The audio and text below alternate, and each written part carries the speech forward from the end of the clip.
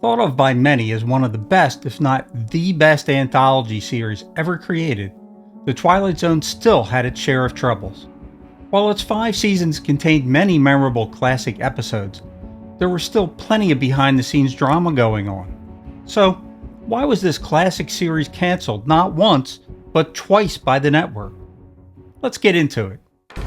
Fantasy, sci-fi, nostalgia, rerun zone. The Twilight Zone was created by Rod Serling, and it's a landmark in television history, known for its unique storytelling and social commentary. However, despite its critical acclaim, the show faced cancellation twice during its original run on CBS. Not everyone loved the Zone. It struggled to find an audience in its first season.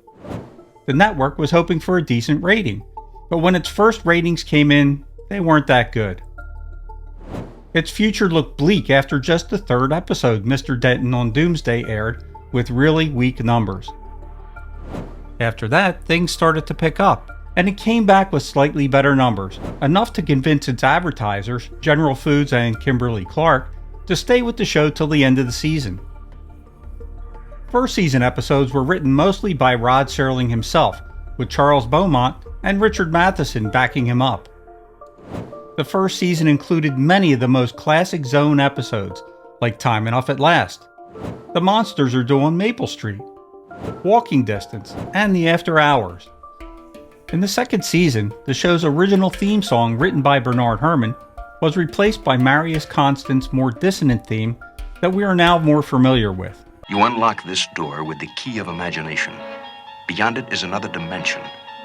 Although Serling never appeared before the camera in the first season, except for the episode A World of His Own, he now stepped before the camera at the beginning of each episode with his opening narration. Serling did appear on screen at the end of each first season episode, but that was just to do a promotional spot for next week's episode.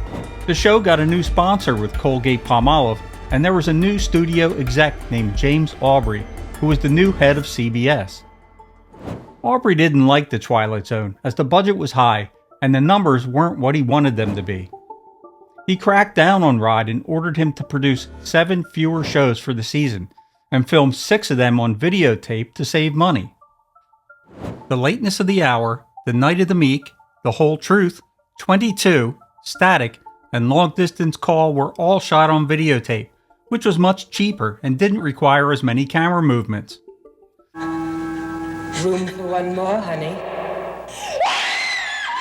The downside, though, was that videotape was in its infancy in the 1960s, and it resulted in cheap-looking episodes that were almost impossible to edit properly. Each episode would use 4 different cameras, making it extremely difficult to do any location shooting. In the end, they only saved around $6,000 per episode, so they never tried it again.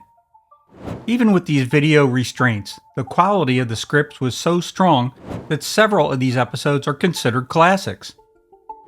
The Night of the Meek starred Art Carney as a down-on-his-luck alcoholic who became Santa Claus, and is still one of my favorite episodes to watch during the Christmas season. In 22, Arlene Martell, who later played T'Pring in the Star Trek classic Amok Time, offers a chilling take on a nurse in a hospital morgue. And in Long Distance Call, a young Bill Mumy plays a young boy who communicates with his dead grandmother through a toy telephone. Many of the Twilight Zone's most famous episodes were filmed during the second season, including Eye of the Beholder, Nick of Time, The Invaders, and Will the Real Martian Please Stand Up? By the show's 3rd season, Serling was exhausted. He'd written a whopping 48 episodes in the first 2 seasons, and felt drained of ideas. Rod wrote less episodes in the 3rd season, but still managed to come up with some classics, like It's a Good Life, To Serve Man, Little Girl Lost, and 5 Characters in Search of an Exit. Even so, the ratings were down, and when the show failed to find a sponsor for its 4th season, The Twilight Zone received its first cancellation.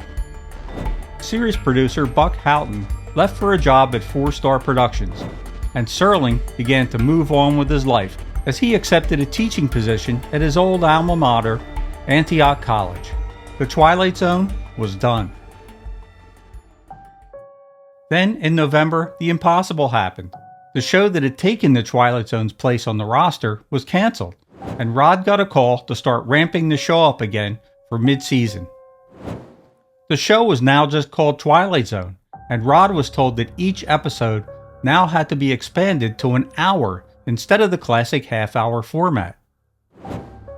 Rod hated this idea, as he thought the episodes made a perfect half hour, and going to an hour would just pad things out without adding any substance. Serling's input was also greatly reduced this season, as he'd already moved out of Los Angeles for his teaching job. His opening narrations had to be filmed before a gray background and done back-to-back when he did fly to LA from time to time. The shortened season only produced 18 episodes, and it's considered the weakest season of the series. For the fifth and final season, The Twilight Zone returned to its half-hour format. Charles Beaumont was suffering from a terminal brain disease, and the show had gone through several producers since Buck Houghton left. William Fraug was now put in charge for the rest of the season. Fraug made some bad decisions, shelving some scripts that had already been purchased for the Zone. One of these is Richard Matheson's The Doll, which was later adapted and produced in 1986 for the Steven Spielberg series Amazing Stories. He also alienated George Clayton Johnson when he hired Richard DeRoy to completely rewrite his teleplay Tick of Time, later being produced as the episode 90 Years Without Slumbering. Even with all the turmoil, there were still a few memorable episodes produced in the fifth season. Episodes like Nightmare at 20,000 Feet, A Kind of a Stopwatch, The Masks, and Living Doll were all filmed in the final season. Also, one of the Twilight Zone's most controversial episodes, The Encounter, made its debut, but was later removed from the syndication package due to its racial stereotyping. It wasn't shown again for 52 years. In late January of 1964, the decision was made by CBS head Jim Aubrey to cancel Twilight Zone, as he was sick of the show going over budget and not pulling in the high ratings that he wanted. Rod, in return, told Variety magazine that he was canceling the network. ABC wanted to bring Serling over to do a horror-themed series, but Rod didn't like the idea. He said he didn't want to be booked into a graveyard every week. That is until 1969, when Night Gallery debuted on NBC. So that was it, the story of the second and final time that Twilight Zone was canceled. It's still one of my favorite series of all time, with classic shows and themes that never seem to get old. Let me know your thoughts and opinions on the Twilight Zone in the comments below. This is Rich from Rerun Zone. Thank you so much for watching, and I'll see you next time.